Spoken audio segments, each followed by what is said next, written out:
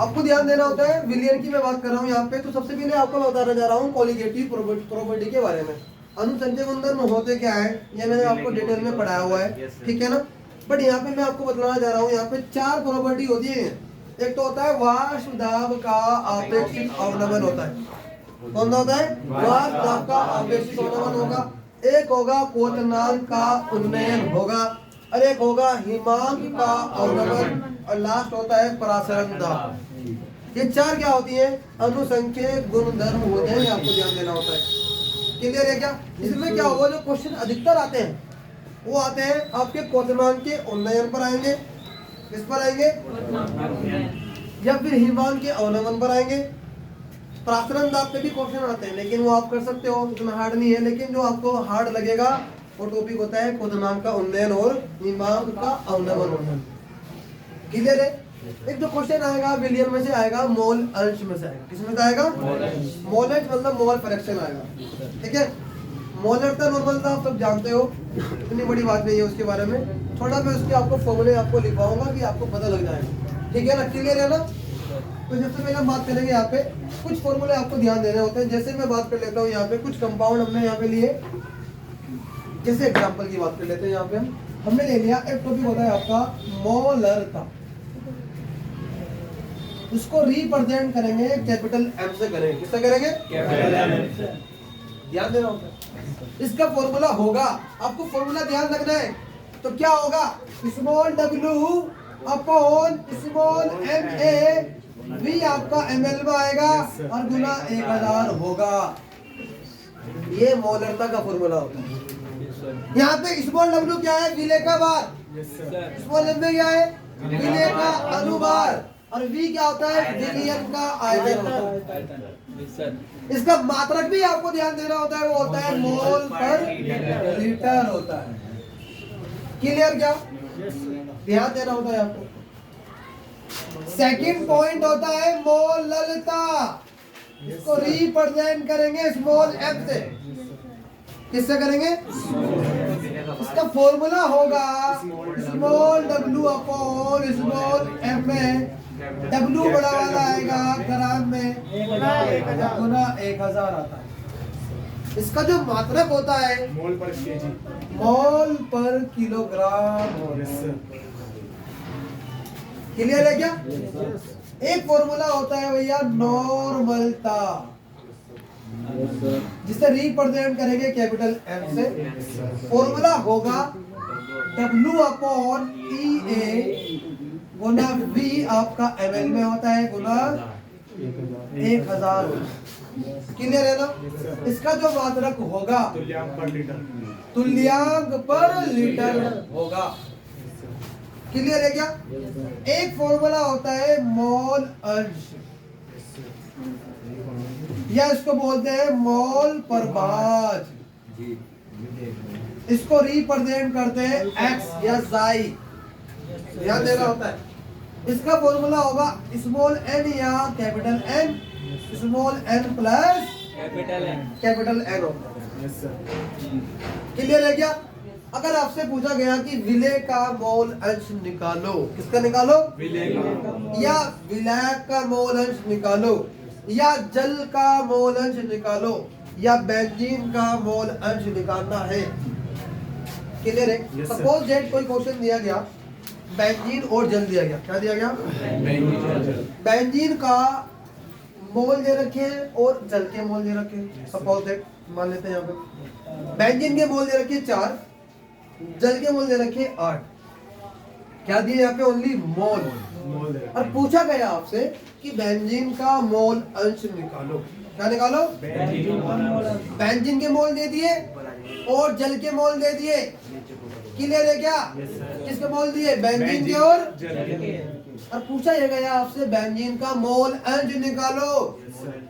तो जिसका भी आपको मोल अंश निकालना है उसके मोल ऊपर रख दोगे आप।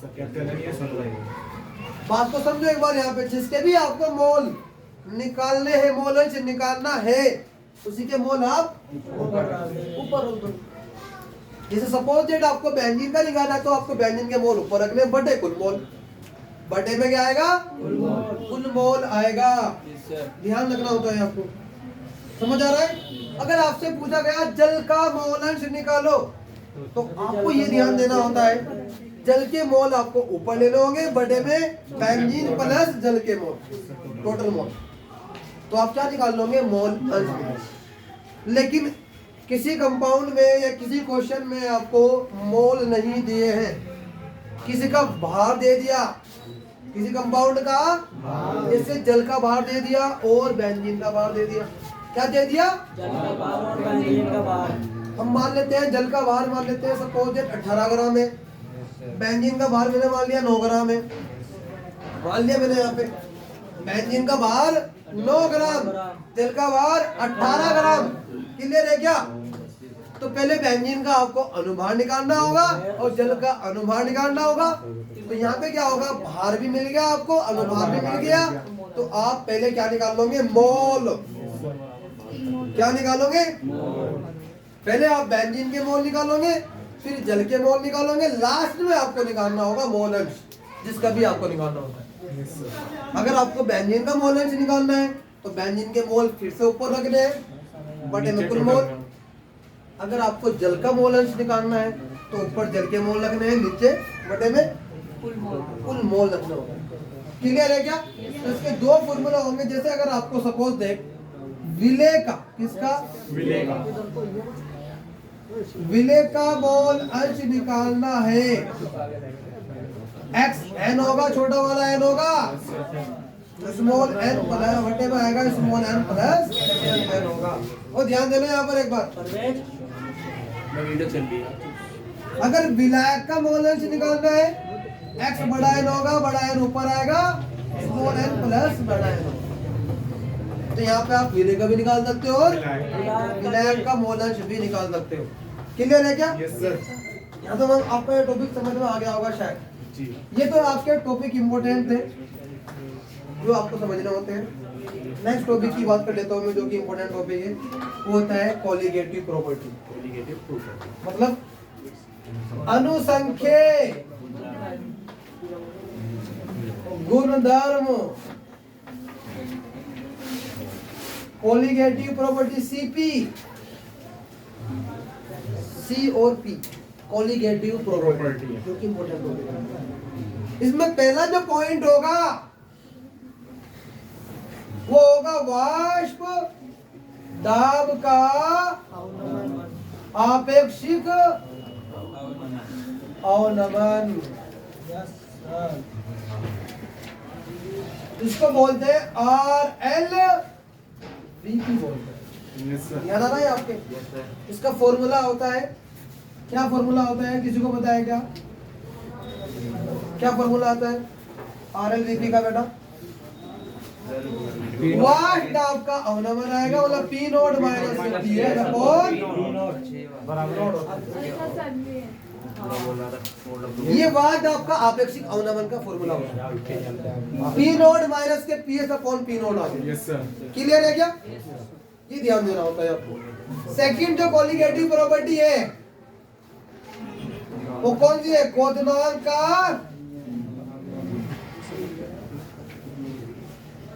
उन्नयन होता है। क्लियर है क्या? इसको रिप्रेजेंट करते हैं डेल्टा टीबी से रिप्रेजेंट करते हैं। क्लियर है क्या? ये क्वथनांक का उन्नयन होता है बेटा। क्या होता है? क्वथनांक का उन्नयन। इसका फॉर्मूला होगा KB स्मॉल w अपॉन आएगा M में, W कैपिटल आएगा, बराबर में 1000 आएगा। ये फॉर्मूला होता है क्वथनांक के उन्नयन का। यहाँ पे डेल्टा टीबी क्या होता है? क्वथनांक का उन्नयन होता है। केबी क्या होता है? विलायक का मौलन उन्नयन स्थिरांक होता है। W क्या होता है? विलेय का भार होता है। MA क्या होता है? विलेय का अनुभार होता है। W कैपिटल W क्या होता है? विलायक का भार। समझ आता है क्या? क्लियर है भाई? ये थर्ड पार्ट आपको ध्यान देना होता है। एक टॉपिक होता है आपका हिमांक का, नमक रहा है ना? Yes sir. ध्यान देना होता है आपको हिमांक का अवनमन, डेल्टा ये TF फॉर्मूला KF आएगा, क्या आएगा? KF W आएगा स्मॉल, M में आएगा, W बड़ा वाला आएगा ग्राम में और गुना 1000 आएगा। 1000 मोटा बोर्ड था। क्लियर है क्या? एक लास्ट जो होती है वो कौन सी होती है? परासरण दाब। इसको आप पाई बोल सकते हैं भाई, यस सर, या पी बोल सकते हैं। यस सर, परासरण दाब को आप क्या बोल सकते हैं? पाई या पी पी।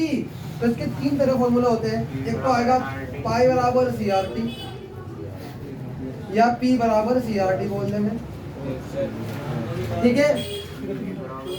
या पाई V बराबर NRT होगा या PV बराबर NRT होगा। क्लियर है क्या? या पाई V बराबर W अपॉन M में RT होता है या PV बराबर W अपॉन M में RT होगा। क्लियर रहेगा? ये सारे फॉर्मूला अगर आपको पता है ना तो सारे सवाल आसानी से कर लूंगी आप। पूरे केमिस्ट्री करते हैं जी।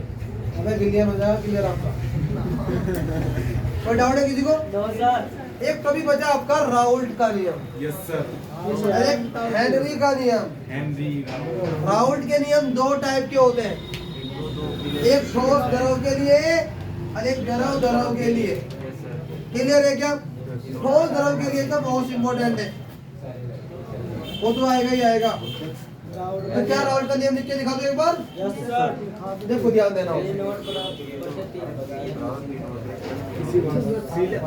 राउल्ट का नियम क्या होता है मैं एक बार आपको बता देता हूँ। क्या बात? किसी वाट दाब का आपेक्षिक जो अवनमन होता है वो विलय के मोल प्रवाह के बराबर होता है। ये राउल्ट का नियम होता है ठोस और द्रव के लिए। तो मतलब क्या होता है? P nought minus PS upon P not विलय के मोल बटे विलय। बोला ना कि विलय के मोल प्रवाह के बराबर होता है। ये विलय का मोल प्रवाह होता है भाई। Yes sir. क्या होता है ये? विलय का मोल प्रवाह। विलय का मोल प्रवाह। Yes sir. तो P nought minus PS upon P nought आ जाएगा। Yes sir. इसको आप क्या लिख सकते हो? इसको आप कैपिटल N लिख सकते हैं। क्यों?